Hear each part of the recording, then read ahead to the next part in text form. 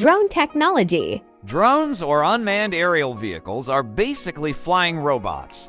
Drones can be manually controlled or programmed to fly autonomously using onboard sensors and GPS.